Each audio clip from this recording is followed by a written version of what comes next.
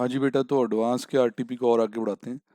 पहला जो पार्ट आया है वीडियो जो आपने देखा, उसमें हमने अब पार्टनरशिप खत्म कर लिया। उसके आगे का देखते हैं भाई क्या क्या गिवन है, और कोशिश करते हैं 2-3 क्वेश्चन इस पार्ट में कवर कर लें। सर अगला जो थर्ड क्वेश्चन है वो ई सॉप्स के रिगार्डिंग है। बहुत ही मतलब कि एग्जामिनेशन के पॉइंट ऑफ व्यू से ऐसा टॉपिक कि कम टाइम लगता है, रिटर्न अच्छी देता है। मतलब ई सॉप के क्वेश्चन आप अच्छे से अगर करके जाओ तो आप इसमें स्कोर कर सकते हो। Define the following terms: vesting period, grant date. Sir grant date तो वो होती है जिस दिन ई सॉप के बारे में सारी इन्फॉर्मेशन एम्प्लॉयज़ को दी जाती है कि 3 साल आपको काम करना है, फिर उसके बाद आपको 100 शेयर खरीदने का मौका मिलेगा इस पर्टिकुलर रेट पे। ये जिस डेट को सारा ये हिसाब किताब सुनाया जाता है ना, उसे कहते हैं ग्रांट डेट। अब वेस्टिंग पीरियड ये टाइम होता है, जैसे हमने कहा जी 3 साल काम करो, तो इसका मतलब ऑप्शंस को वेस्ट करने में 3 साल लगेंगे। पर इसी चीज़ को अगर प्रॉपर वर्डिंग में लिखेंगे तो कुछ नंबर मिलेगा। देखते हैं क्या कहता है। Vesting period. It is the time period between the grant date and date on which all the specified vesting condition of employee share-based plan is to be satisfied. मतलब अगर कंडीशन यही हो कि आपने 3 years कॉन्टिन्यूस सर्विस रखनी है, तो obvious है कि फिर 3 साल आपका वेस्टिंग पीरियड बन जाएगा। तो वैसे वो ये कह रहा है कि ये grant date and the date on which all the conditions are to be satisfied.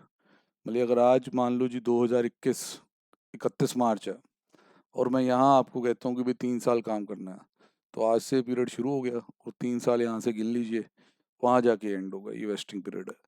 अब आ गई grant date. It is the date at which the enterprise and its employee agree to the terms of employee share based plan. At the grant date the enterprise confers on the employee the right to cash. Sir cash कैसे? Sir हमने एक किया था topic, एक S वाला भी होता है, शेयर बेस्ड पेमेंट। क्या होता है एस स्टॉक एप्रिसिएशन राइट, उसमें कैश ही देते हैं। और शेयर्स, ज़्यादातर शेयर्स होते हैं। देखो ना ग्रांट डेट पे क्या कह रहा है कि enterprise confers on the employee the right to cash और share of enterprise provided vesting condition if any are met. If that agreement is subject to an approval process, grant date is the date जब approval मिल जाएगा। कहता फिर अगर रखा जाए कि इसमें फलाना कमेटी बैठेगी अभी या बोर्ड ऑफ डायरेक्टर्स देखेंगे और इसको अप्रूव करेंगे, एम्प्लॉय के रिप्रेजेंटेटिव बैठेंगे, तो फिर इस दिन को, आज जिस दिन ये सारी चर्चा हो रही है, इसे ग्रांट डेट ना कहें। ग्रांट डेट वही होगी जिस दिन ये अप्रूवल मिल जाएगा। तो ये सिंपल थ्योरी थी, आप कर सकते हैं मेरे अकॉर्डिंग। क्वेश्चन देखें फिर उसका सोल्यूशन समझते हैं। देखिए जी क्या कहता है। PQ limited grants PQ limited grant 100 option to each of its 1000 employee. 100 option, ध्यान से, 1000 employee, 1 4 18, conditional upon employee remaining in company for 2 years। कहता शर्त यह है कि 2 साल आपने यहाँ रहना है। Fair value of the option is 18 रुपये on grant date. Exercise price is 55। देखो दो तरह से हम ऑप्शंस के को मेजर करते हैं, एक तो होता है इंट्रिंसिक वैल्यू मेथड और एक होता है फेयर वैल्यू। अब इस क्वेश्चन में कौन सा लगेगा? Sir fair value. Number of employees, बहुत ध्यान से बने रहे, expected to satisfy the service condition are 930 in the first year, 850 in the second year, 880 को एक्चुअली वेस्ट हुई, 880 actually completed the 2 years। Sir अब मैं बताता हूँ ये क्या कहानी है ताकि आप कंफ्यूज ना हो। यहाँ इन्होंने जो ग्रांट डेट है वो है 1/4/2018। यहाँ ऑप्शन ग्रांट की उन्होंने और बोला कि भाई आपको 2 साल पूरे करने हैं सर्विस के। जैसे पहला ये, दूसरा ये। अब आपको याद होगा कि यहाँ खर्चा बुक करना होता है हमें फर्स्ट ईयर के एंड में, तो उसके लिए हमें एक एस्टिमेट लगाना पड़ता है कि कितने एम्प्लॉई ये 2 साल की कंडीशन पूरी कर पाएंगे। असाइनमेंट में कई क्वेश्चन ऐसे भी हैं जिसमें वो 97% करके करते हैं, जब 3% डिपार्चर रेट दिया होता है। कई बार वो हर एक साल का डिपार्चर रेट अलग दे देता है। तो बड़े मतलब हिसाब किताब लगा के आप एस्टिमेट लगाते हैं इस दिन कि भाई कितने बंदे ये ऑप्शंस मतलब कि कंडीशन पूरी कर देंगे। इसमें कुछ भी नहीं करना सर, ये दिया हुआ है। Number of employee expected to satisfy the service condition और 913 फर्स्ट ईयर। मतलब आपको इस दिन ये लग रहा है कि भाई खर्चा बुक करते हो तो कि 930 लोग ही ये कंडीशन पूरी कर पाएंगे 2 साल की सर्विस की। तो ये मिल गया तो समझो सब कुछ मिल गया। अब 930 को आप मल्टीप्लाई कर दो इंटू 100, क्योंकि एक बंदे को 100 शेयर देने, into fair value divide by 2, खर्चा बुक कर लो, चेक करो। 930 इंटू 100 इंटू 18, ये चीज़ होगी फेयर वैल्यू। अब डिवाइड बाय 2 करके ये खर्चा बुक हो गया। Very simple sir. सर बाकी एक गेम हल्की सी तो खेल ली है आपके साथ, वो बताता हूँ कैसे। सर ये 2 साल का ही वेस्टिंग पीरियड है यहाँ पे, और ये सेकंड ईयर में भी हिसाब लगा रहा है कि इतने लोग होंगे। सर ये तो फालतू की बात है, सेकंड ईयर के एंड पे असल में ही पता चल जाएगा कितने लोग हैं। 880 employee actually completed 2 years vesting period. तो अब सर सेकंड ईयर में कैसे खर्चा बुक करें? सर 880 इंटू 100 इंटू 18, इतना खर्चा होना चाहिए। चेक कर लेते हैं, वेरीफाई करना जरूरी है। 880 इंटू 100 इंटू 18, इतना खर्चा बुक होना चाहिए। इतना बुक हो चुका। इतने में से ये minus, this is the expense to be recognised. तो अगर आप लोग इसका कुछ पुट्ठा सीधा मतलब ले लें तो क्वेश्चन बिगड़ सकता है। तो मैं आपको दोबारा बता दूं, फर्स्ट ईयर में उसने जो ये 930 एम्प्लॉय बताए हैं ना, ये वो लोग हैं उसकी नज़र में, उसके हिसाब किताब के अकॉर्डिंग, जो 2 साल यहाँ रहेंगे। तो फर्स्ट ईयर में एक्सपेक्टेड ही होता है, एक्सपेक्टेड के अकॉर्डिंग खर्चा बुक कर दिया। अब जब 2 साल की वेस्टिंग है तो दूसरे साल के एक्सपेक्टेड का क्या मतलब बनता है सर? कि दूसरे साल के एंड पे तो आपको ऐसे ही पता चल जाएगा हमारे कितने एम्प्लॉई हैं। आपको पता चल गया कि 880 एम्प्लॉई हैं, उसके अकॉर्डिंग खर्चा आ गया माइनस जो पहले बुक हुआ हुआ। बहुत बढ़िया जी। और सुनते हैं, अगला सवाल डाला गया है जी बायबैक से। इसमें सर सिर्फ एक्सपेंस टू बी मोटाइज ही पूछा था, इवन जनरल एंट्री लेजर कुछ नहीं पूछा, तो बात खत्म है। बायबैक बहुत छोटा ये टॉपिक है। हाँ, उसमें अच्छा क्वेश्चन सिर्फ वो है जिसमें वो एक्स उक्स लेके सॉल्व करना पड़ता है, बाकी सब तो ये बेकार होते हैं। बेकार वाला ही लग रहा है ये, तो पढ़ लेते हैं। Messrs Vriddhi infra limited, a non listed company, provide the following info: land, building, plant, machinery, non current investment, trade, inventory, cash. ये रही जी शेयर्स, 1 लाख शेयर हैं। सिक्योरिटी प्रीमियम, रिजर्व नहीं बोलना, general reserve, then P and L, surplus, debenture, ये सब। अभी कह रहा है 21 अप्रैल 2020 को कंपनी ने अनाउंस किया बायबैक 15,000 इक्विटी शेयर का, 15 रुपए पे पर शेयर। अगर ऊपर देखें तो फेस वैल्यू 10 रुपए थी, तो 5 रुपए बायबैक प्रीमियम है। इस पर्पस के लिए इन्होंने सारी अपनी इन्वेस्टमेंट्स बेच दी। इन्वेस्टमेंट्स आप देख सकते हैं यहाँ कितनी है, 2 लाख की इन्वेस्टमेंट्स हैं, 2.5 लाख में बेच देना। और सुनते जाए, 25 अप्रैल को company achieve the target of buyback. 1 मई company issued one fully paid up bonus share of 10 each by the way of bonus for every 8 equity held। Sir bonus का पॉइंट ले हैं बायबैक के सवाल में, कोई दिक्कत वाली बात नहीं। ये कोई ऐसा क्वेश्चन नहीं है कि आपको बताना है कितने शेयर बायबैक करूं। फिर तो आप number test, resource test, debt equity test, पता नहीं केड़े केड़े टेस्ट लगाते। यहाँ तो बायबैक की नंबरिंग ऑलरेडी डिसाइडेड है, आपको बस कार्रवाई करनी है। तो सबसे पहले तो जी आप इन्वेस्टमेंट बेच दो, 2 लाख की कॉस्ट है, 50 शेयर का प्रॉफिट आ गया। अब बायबैक के लिए 15,000 शेयर को ड्यू कर लो, 15,000 इंटू 10, 5 रुपये जो एक्स्ट्रा दिए हैं वो सीधे ही बायबैक प्रीमियम खोलने के बजाय सिक्योरिटी प्रीमियम को ही डेबिट कर दिया गया है। क्लास में हम लोग बायबैक प्रीमियम डेबिट करते थे, फिर एक एंट्री और करते होते थे security premium to buyback premium, आप अभी वैसे कर सकते हैं। तो इंस्टीट्यूट ने कोई सेक्शन सुक्शन की कंप्लायंस पहले नहीं दिखाई कि भाई जितना बायबैक का नॉमिनल वैल्यू है उतने का या तो फ्रेश इशू आएगा, याद है, या बनेगा सीआरआर। वो इन्होंने बाद में कर दिया, सीधा ये उठाया पेमेंट की, कह रहे बेटा इतनी वैल्यू का सीआरआर बना देते हैं। सीआरआर में भी पूरी आज़ादी दी गई है कि जनरल रिजर्व या पी एंड एल जो यूज़ करना, पी एंड एल की जगह सरप्लस बोले तो ज़्यादा अच्छा। ये सर बायबैक कंप्लीट भी हो गया, बात खत्म होगी बायबैक की। सर अब बोनस इशू के बारे में थोड़ा सा सुन लें। सर बोनस इशू 8 शेयर के बदले में एक है, 8 शेयर के बदले में एक बोनस शेयर है। बस इसमें ये गलती ना कर लेना कि बैलेंस शीट के अकॉर्डिंग चल पड़े, क्योंकि बैलेंस शीट में आपके 1 लाख शेयर हैं, 15,000 शेयर उसमें से बायबैक होने के बाद 85,000 शेयर बचेंगे। तो इट इज़ 85,000 डिवाइड बाई 8, इतने शेयर्स का बोनस इशू आएगा। 10 रुपये के हिसाब से बोनस का अमाउंट ये बनेगा। तो entry will be CRR account debit to bonus, CRR to bonus, फिर bonus account debit to equity share capital. Very very easy. बहुत ज़्यादा बार आप ऐसा ग्रुप वन में तो करते रहते हैं, वहाँ बोनस का चैप्टर साथ है। चलो अगर यहाँ भी पूछ लिया तो कोई दिक्कत नहीं है। अब उसके बाद जी ये इक्विटी विद डिफरेंशियल राइट्स का जो सवाल है, ये मॉड्यूल में भी दिया हुआ है। यही सवाल शायद इन्होंने पीछे भी आरटीपी में घुमाया था, तो इसको भी देख लेते हैं, फिर हम अमलगामेशन पे चलेंगे। What do you mean by equity share with differential right, कहता है इसके बारे ब्रीफली बताएं। फिर उसके बाद जी यही वो सवाल की दो तरह के शेयर होंगे, जैसे इक्विटी और प्रेफरेंस। फिर ये 7-8 बंदे होंगे जो इन्हें होल्ड कर रहे होंगे। फिर आपको मैटर अफेक्टिंग, जब वो प्रेफरेंस शेयर को भी अफेक्ट करे मैटर, तो उसके पास भी वोटिंग राइट होता है। तो वहाँ आपको वोटिंग राइट की प्रपोर्शन निकालनी होगी, कितने परसेंट वोट किसके पास है, ये करना है। तो पहले हम पहला देख लेते हैं कि उसमें थोड़ी बहुत थ्योरी क्या है, वो देख लेते हैं।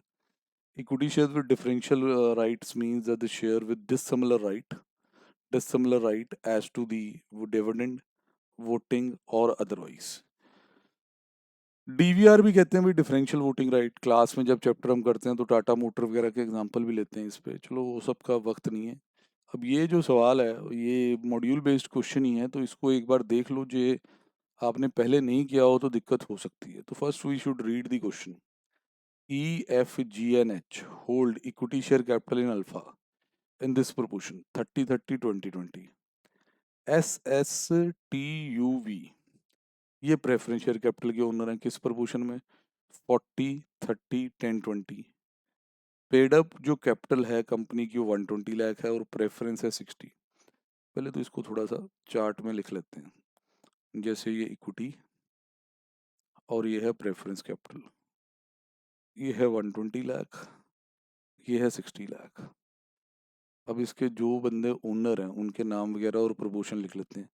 EFGH, EFGH किस प्रपोर्शन में sir, they are in proportion of 30-30-20-20।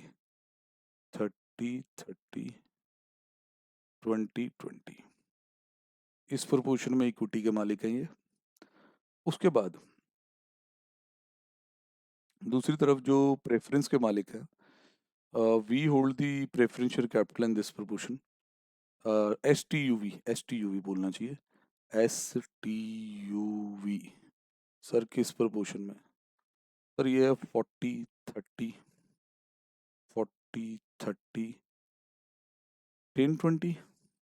Check.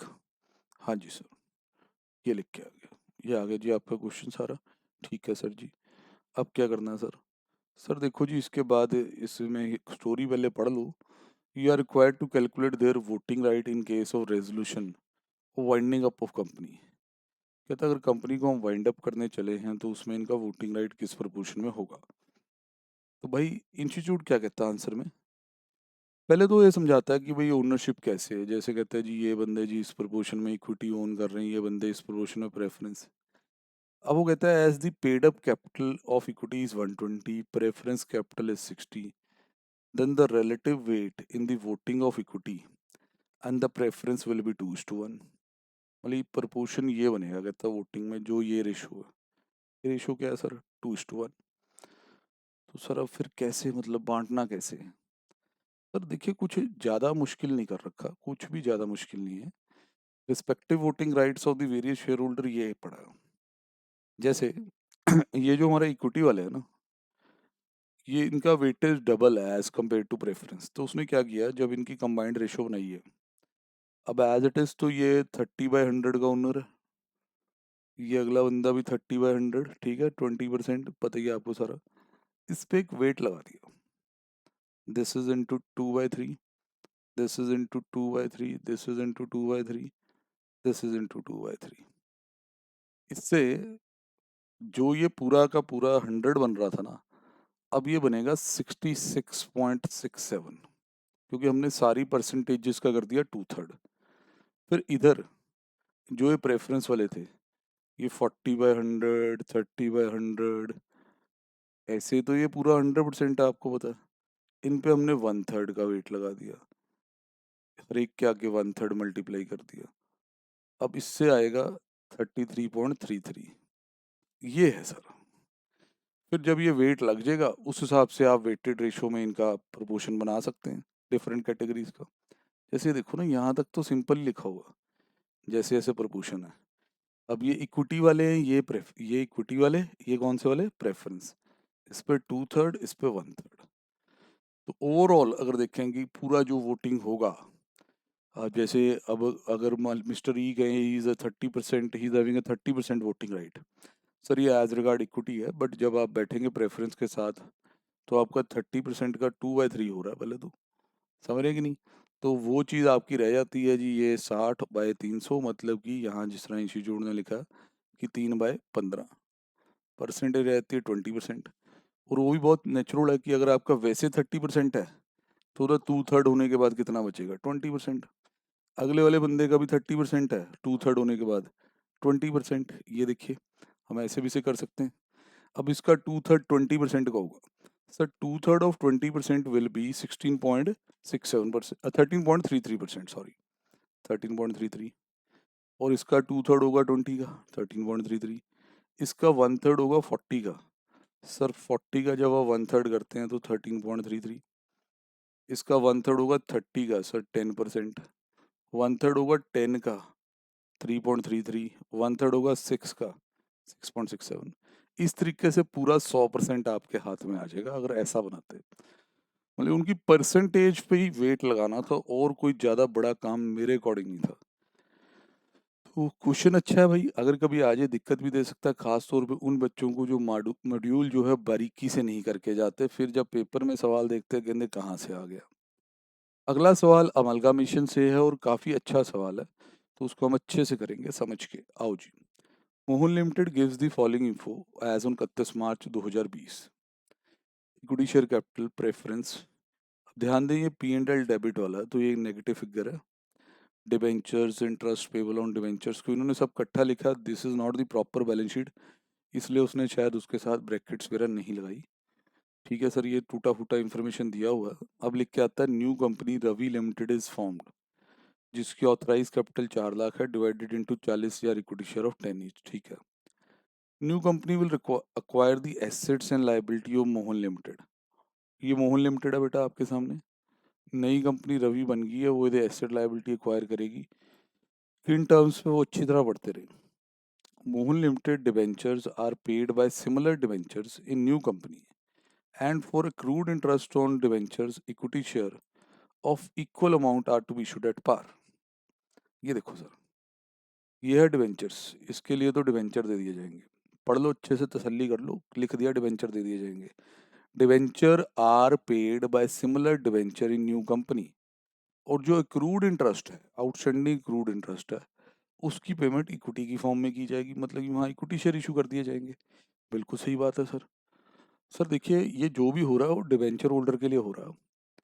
और जब हम पैरा 3G के अकॉर्डिंग चले, जो आपका AS 14 है, तो भाई ये कोई पीसी नहीं है, क्योंकि पीसी क्या होती है, payment made to the shareholder. तो ढूंढते हैं, डिबेंचर के रिगार्डिंग भी बात तो पता करनी ही थी। Trade payable are paid by the issue of 12,000 equity share.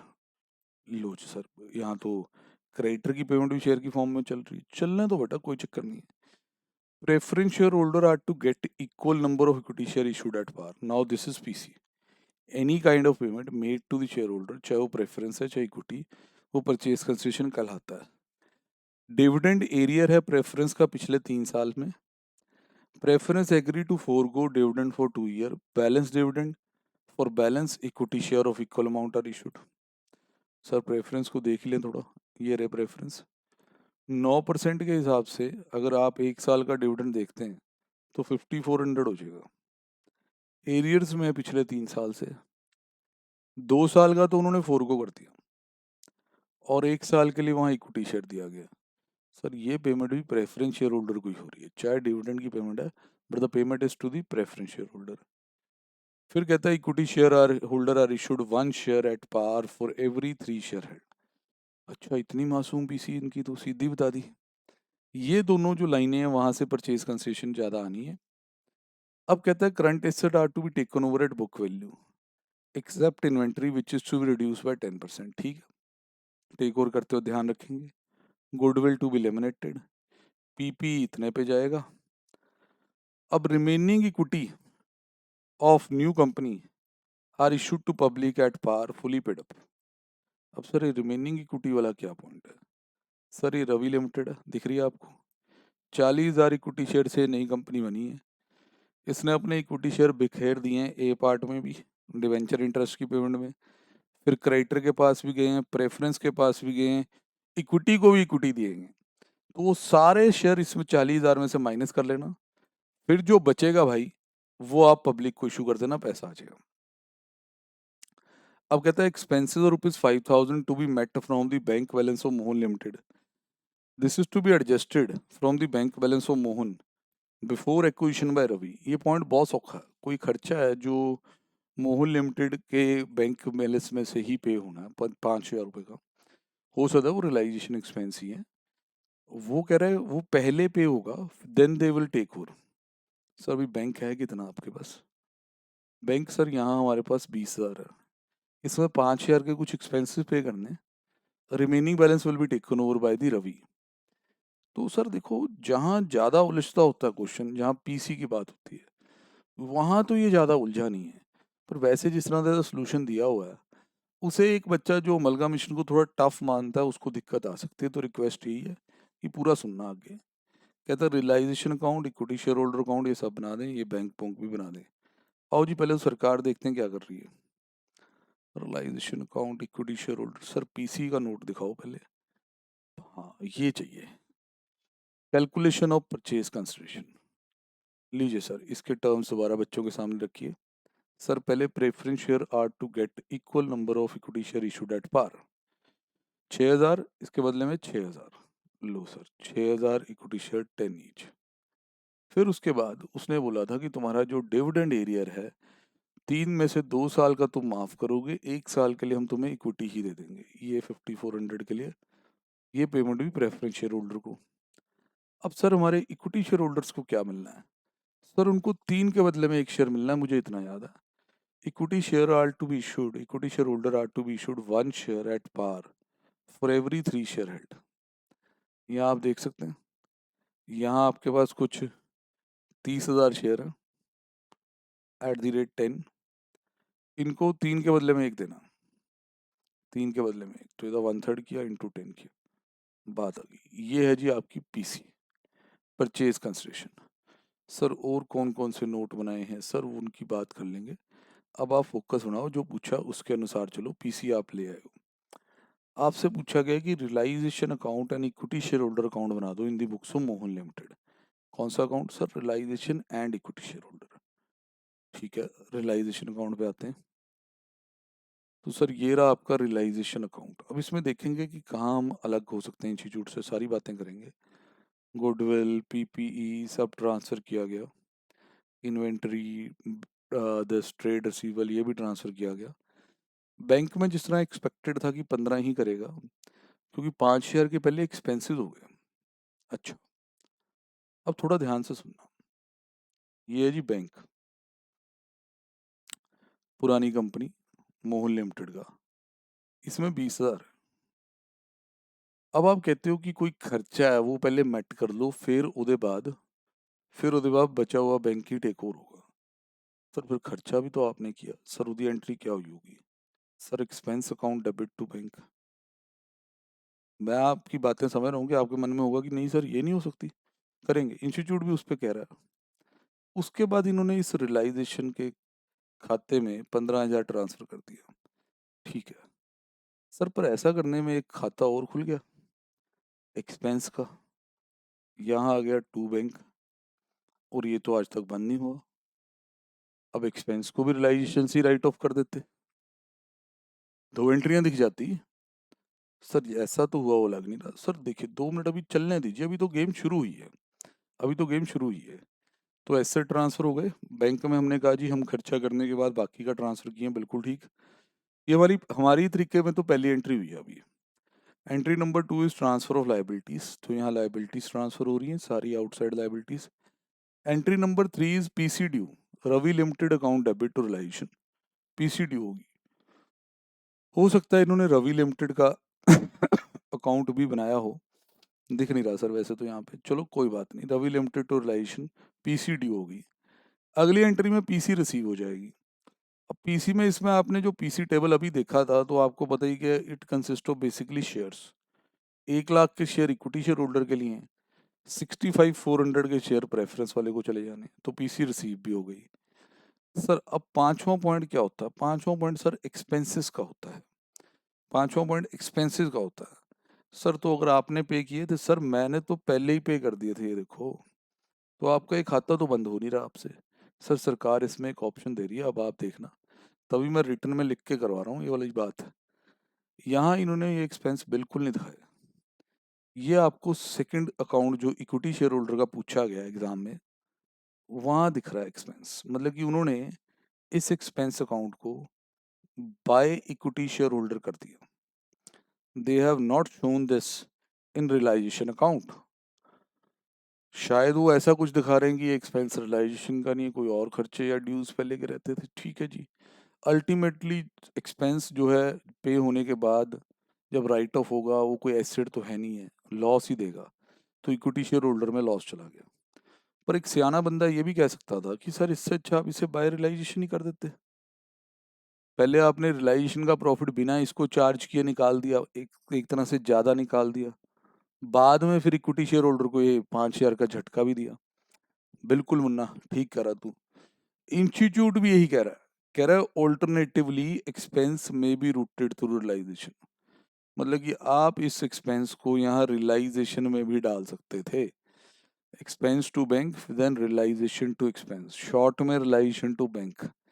तो इसमें थोड़ा सा बच्चे कई बार घबरा जाते हैं। सर देखिए, ट्रीटमेंट करके देखें, उसने कहा है कि खर्चा पहले पे होगा, फिर बैंक ट्रांसफर किया जाएगा। हमने पे किया, एक्सपेंस का खाता खोल दिया। अब खाता खुलने के बाद कह रहा है कि मैं तो एक्सपेंस का खाता हूँ, मुझे तुम रख नहीं सकते जा लंबे समय के लिए, राइट ऑफ करना पड़ेगा। इन्होंने शेयर होल्डर में से राइट ऑफ करा दिया। हमें लग रहा है कि यार रियलाइजेशन में से कर लेते, बस इतना है। और सबसे अच्छी बात है वो ऐसा मान रहा है कि ऐसा कर सकते थे, तो कोई इशू नहीं है सर, फिर किस बात की लड़ाई है। तो सर ये हम पहुंचे एक्सपेंसेस के ट्रीटमेंट तक। छठवां और सातवां पॉइंट होता है बैलेंस ऑफ एसेट लाइबिलिटी। मतलब जो कोई जो एसेट टेक ओवर ना हुआ, कोई लाइबिलिटी टेक ओवर ना हुई हो, तो उसकी बात की जाती है।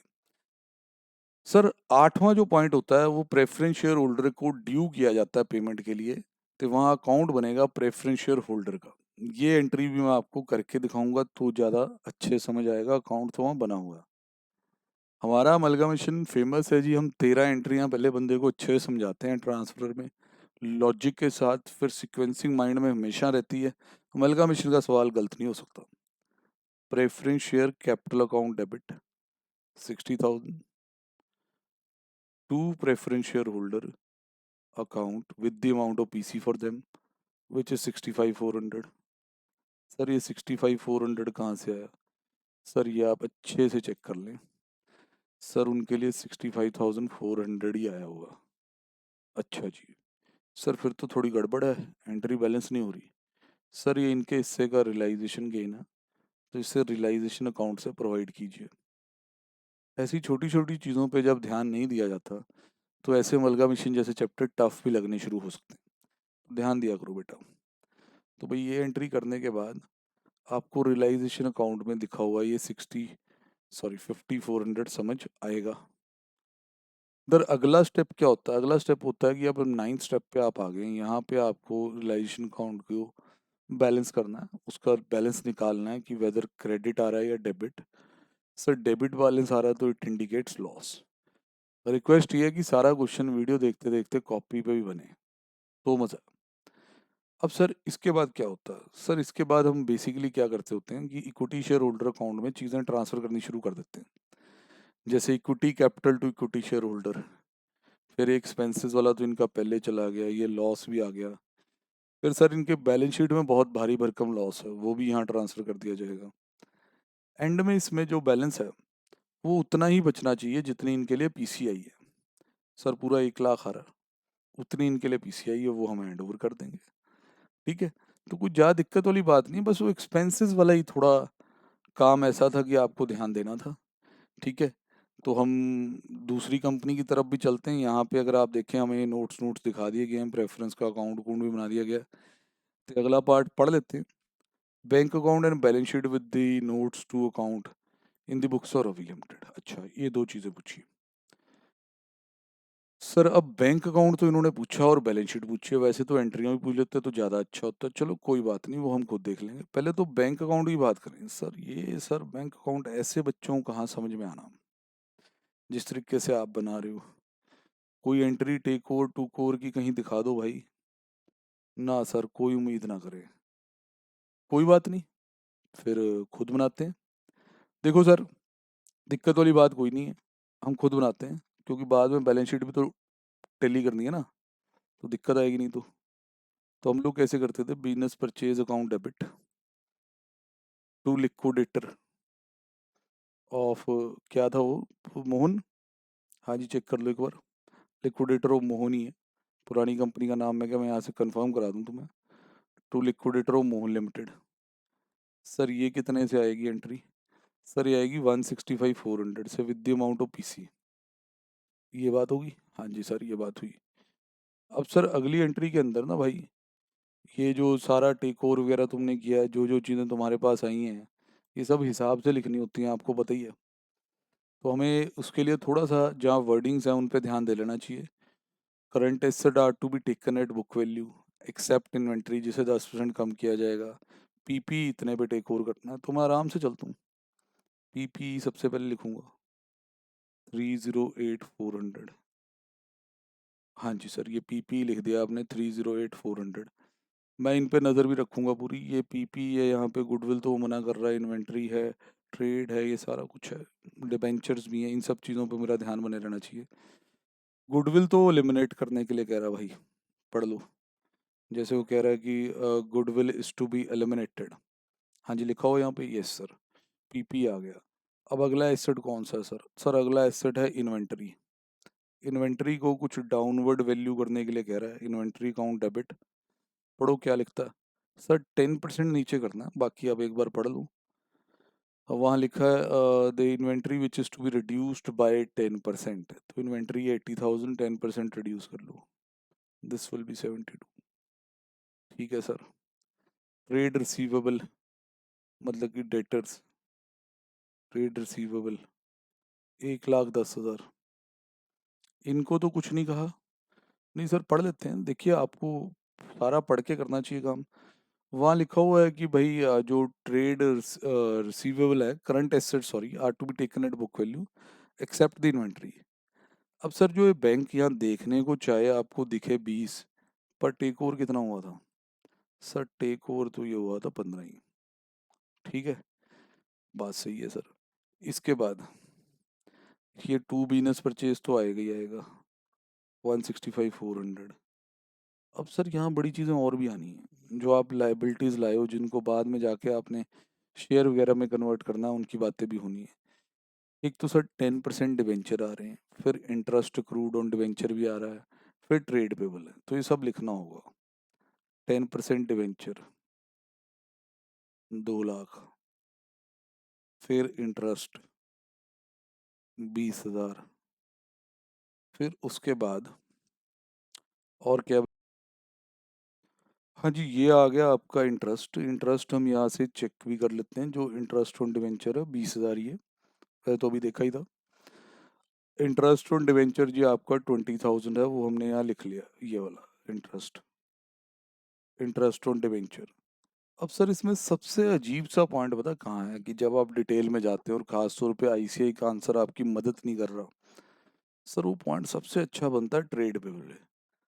आप कहोगे सर ट्रेड पेबल में दिमाग खराब है आपका। सर नहीं नहीं, मैं बताता हूँ पॉइंट कैसे बनना है। सर यहाँ ये 1.5 लाख के दिख रहा,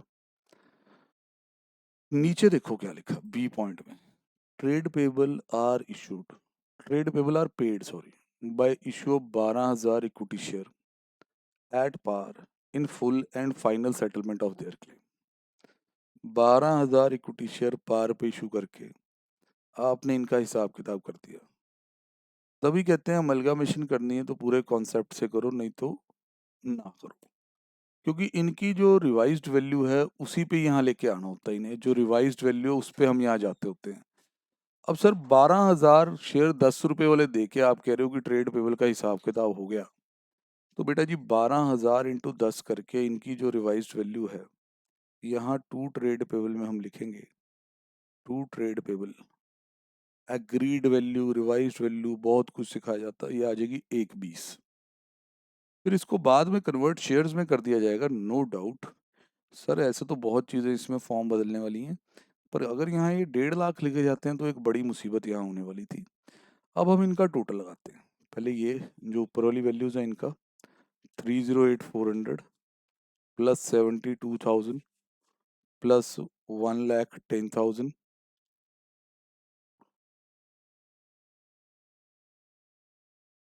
हाँ जी भाई, ये टोटल यार मैं चेक कर रहा था, ये आ रहा है 505,400, 505,400, 505,400। एसेट्स का तो भाई इतना ही आ रहा है।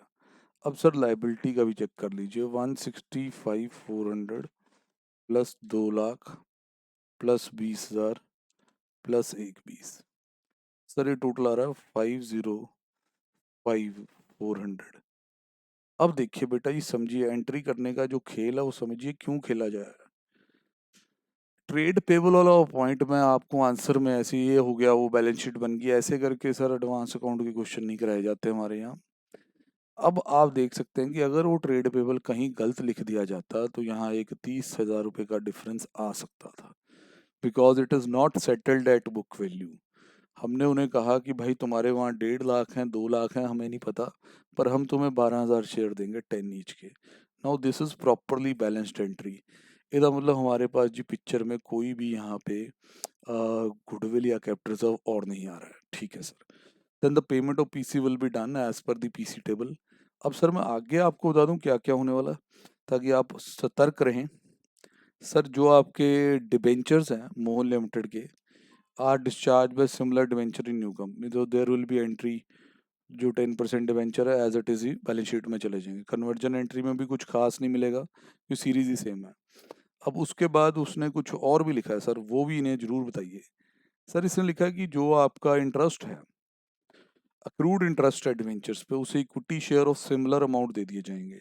ये एंट्री आप लिख भी सकते हैं, क्या एंट्री होगी sir, interest on debenture to equity share capital, बिल्कुल सही बात। सर उसके बाद जो आपके ट्रेड पेबल्स हैं, इनकी एंट्री होगी trade payable account debit to equity share capital, बिल्कुल सही बात है सर। इसके बाद जो आपके रिमेनिंग इक्विटी हैं वो जनरल पब्लिक को भी इशू करने हैं। अब रिमेनिंग इक्विटी का इन्होंने बना रखा है यहाँ पे नोट। रिमेनिंग इक्विटी कैसे निकाले, वो पाई पाई का हिसाब आपको दिया जाने वाला है, तो ध्यान दें।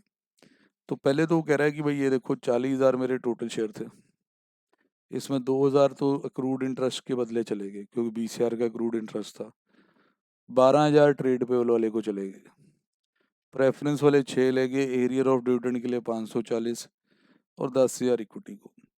तो अल्टीमेटली आपके 9,460 शेयर्स बचे हैं जो आप पब्लिक को पार पे इशू कर दोगे, ये बात है सर। उसकी एंट्री होगी bank account debit to equity share capital. जिस बच्चे ने अच्छा सुलझा हुआ सोल्यूशन ਇਹਦਾ बनाना है उसको सारी एंट्रियां करनी है, ठीक है। अब सर हम इधर बैंक में देख रहे हैं कि जो रवि लिमिटेड है जिसने हमें टेक ओवर किया, उधर बैंक अकाउंट में एक तो ये 15,000 वाली एंट्री आई, ये वाले 15,000 है, इसको क्रेडिट मिलेगा बिजनेस परचेज से, this is the bank balance जो एक्विजिशन के थ्रू आया। सेकंड एंट्री आई जो आपने पब्लिक को इशू किए बचे हो इक्विटी शेयर, तो फाइनल बैंक बैलेंस ये बना। अब आप बैलेंस शीट में देखते हैं तो यहाँ 4 लाख की कैपिटल तो आएगी आएगी, क्योंकि 40,000 शेयर आपने इशू कर दिए भाई। अब सर थोड़ी सी बातें इसमें कुछ डिस्क्लोजर भी देना बनता है। सर इसमें देखिए जी, जो लास्ट में शेयर इशू हुए हैं वही पब्लिक को कैश में इशू हुए हैं, बाकी सारे तो अदर देन कैश ही थे, तो उनका डिस्क्लोजर प्रॉपर दिया गया है। लॉन्ग टर्म बोरिंग में 10% डिबेंचर दिखाई दे रहे हैं, बताया गया है। फिर उसके बाद जब आप एसेट्स में जाते हो तो वहाँ आपकी पीपी आ रहा है, इन्वेंट्री आ रहा है, ट्रेड रिसीवेबल और बैंक। तो बहुत बढ़िया सवाल था, बस रिक्वेस्ट यही है कि अच्छे से लिख के करें बेटा जी, तो बात बननी है, एंट्री आउंट्री करने में कोई कसर ना छोड़े।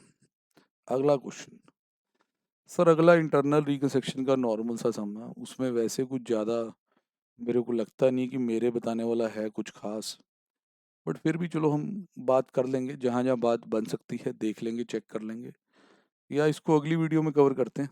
अभी इतना ही आप देखें, क्योंकि फिर आप आराम से अच्छे से कवर भी कर पाएंगे। तो 7th को अगली वीडियो में ला रहे हैं, अभी यहाँ तक की रखते हैं। ओके जी।